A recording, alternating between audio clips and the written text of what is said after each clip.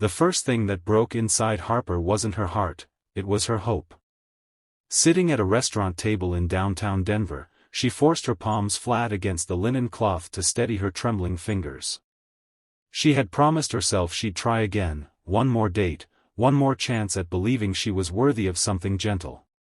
But 3 minutes into the blind date, she already felt that familiar sting behind her eyes, that quiet warning that tears were coming. And she hated crying in public. She hated feeling small even more. Across from her sat a man who looked at her as if she were an inconvenience rather than a person, and the disappointment hit harder than she expected. Harper swallowed down the pressure rising in her throat, because she refused to fall apart again. If you believe in kindness, hope, and second chances, take a moment to like this video, leave a comment, share it with someone who may need it, and subscribe for more heart-touching stories. Your support truly keeps this channel going. The man across from her, Brad, hadn't even tried to hide the way his eyes flicked over her as if assessing a product he didn't remember ordering. Harper had been set up on this date by a coworker, and she hated blind dates, but she also hated loneliness, the kind that followed her home at night and made her apartment feel colder than it should. She needed connection. She needed to believe there were still good people left. But Brad proved quickly he wasn't one of them.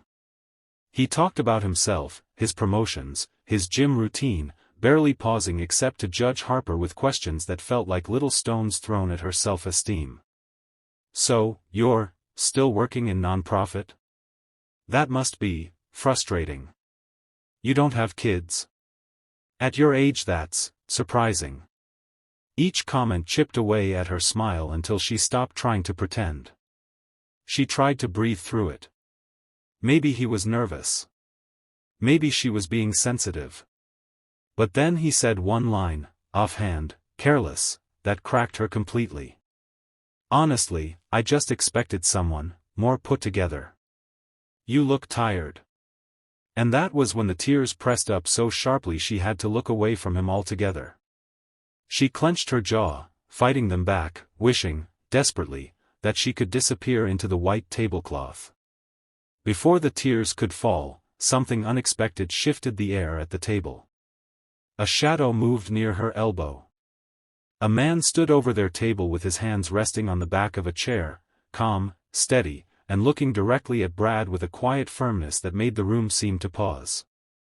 Harper hadn't seen him approach, but the little girl sitting beside him, busy sketching shapes in a notebook, glanced up curiously.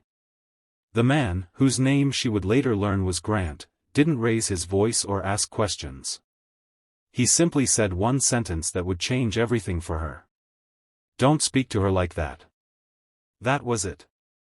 Soft, unwavering, and spoken with the kind of protective certainty Harper had not heard directed at her in years. Brad blinked in surprise, scoffed, and muttered something under his breath, but Grant didn't look away. His presence alone was enough to make Brad shrink back into his seat, embarrassed but too proud to admit it. Harper stared at Grant, startled by the warmth in his eyes, not pity but respect, the kind that recognized pain without magnifying it. She didn't know why he stepped in. She didn't know him at all. But in that moment, in the quiet between heartbeats, she felt something gentle settle inside her chest. When Brad excused himself to take a call, which felt more like retreat, Harper let out a breath she'd been holding for 30 minutes. Grant didn't try to talk to her. He didn't try to comfort her. He simply pulled out the chair opposite and asked if she minded him sitting there until she felt okay again. She shook her head, grateful beyond words. His little daughter, Zoe, continued drawing in her notebook, occasionally glancing at Harper with shy curiosity, as if sensing Harper needed a soft distraction. Grant explained, in a low voice, that he had overheard Brad speaking to her in a way that reminded him of how people used to talk to his late wife when she was struggling after giving birth. He said there were some tones a man should never use, not toward a partner, a stranger, or any human being trying their best. Harper felt something crumble inside her, not in a painful way, but in the way a wall falls when someone finally taps the right brick. Brad never returned to the table. Maybe he felt embarrassed, maybe guilty, or maybe he simply wasn't used to being called out. Harper didn't care. She was too lost in the strange safety she felt sitting across from Grant, a stranger whose presence calmed her more than she understood. The waitress stopped by to check on her, clearly concerned, but Harper apologized quickly and insisted she was fine. But Grant saw the hesitation in her trembling hands. After a moment, he asked if she and Zoe could join him at a nearby booth since he had only been waiting for their food to arrive. It felt surprisingly natural saying yes. The booth was warm, tucked near a sunlit window where the glow softened everything around them. Zoe proudly showed Harper her drawing, a simple outline of a house with stick figure people holding hands. "That's me," she said softly, tapping a small figure with a purple dress.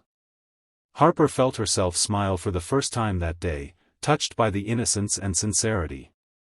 As they shared a quiet meal, Harper learned that Grant was a carpenter who ran a small business repairing old homes around the city. He talked about Zoe with a tenderness that softened every edge of his voice.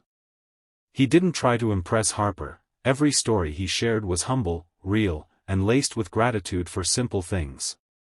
And Harper, in return, shared bits of her own life, her passion for helping children through non-profit work, her exhaustion from feeling like she was always trying but never enough, her fear of becoming invisible. Grant listened. Really listened. His eyes never flicked away, never dimmed with impatience. And Harper noticed Zoe watching her with a kind of approval that children give when they sense a person's heart before their story. For the first time in years, Harper didn't feel judged. She felt seen. Their time together stretched longer than any of them planned. Lunch shifted into slow conversation, then into laughter, soft at first, then freer. Harper kept expecting the familiar heaviness to return, but instead she felt lighter, as if someone had quietly untied a weight she'd been carrying. Eventually, Zoe leaned against her father, sleepy and content. Grant glanced at the clock and apologized for keeping Harper so long, but she quickly shook her head. She didn't want the moment to end. She didn't want to return to the coldness of her earlier table or the ache that had threatened to break her day apart. When they finally stood, Zoe reached for Harper's hand, and Harper's heart nearly melted. "Will you come to lunch with us again?" Zoe asked, in a voice so hopeful Harper felt tears pricking again, but this time from warmth. Grant gave his daughter a soft look, then met Harper's gaze with quiet sincerity. He told her she deserved to be spoken to with respect, that people like Brad were the exception, not the standard. And then he said something that settled deep inside her, anchoring her to a new beginning. Sometimes the right people come into your life on the wrong day. Harper carried that sentence with her for weeks. Grant didn't ask for her number immediately, and she didn't offer it, not because she didn't want to, but because something about the connection felt steady enough to take slowly. They bumped into each other again 2 weeks later at a community event, then again at a weekend market, and eventually, accidentally, turned into intentionally. What Harper didn't realize then was that her awful blind date had been the doorway to something beautiful. Grant never tried to fix her, never demanded she pretend to be stronger than she felt. He simply offered space, kindness, and the quiet reassurance that she didn't have to hold her breath around him. And Zoe, sweet, bright Zoe, became her little shadow, offering drawings and smiles that healed parts of Harper she thought were permanently wounded. Months later, Harper looked back at that day in the restaurant and realized she hadn't broken at all. She had been opening, making room for the unexpected grace that would follow.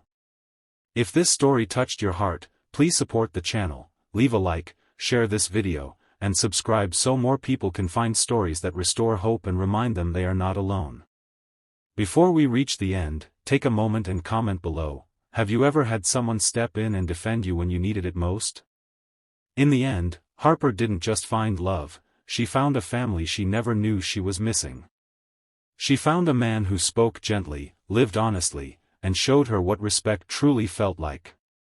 She found a child who taught her that healing sometimes comes in small hands holding yours. And she found herself again, piece by piece, in the warmth of people who chose her not because she was perfect, but because she was real. And sometimes, that is the greatest second chance of all.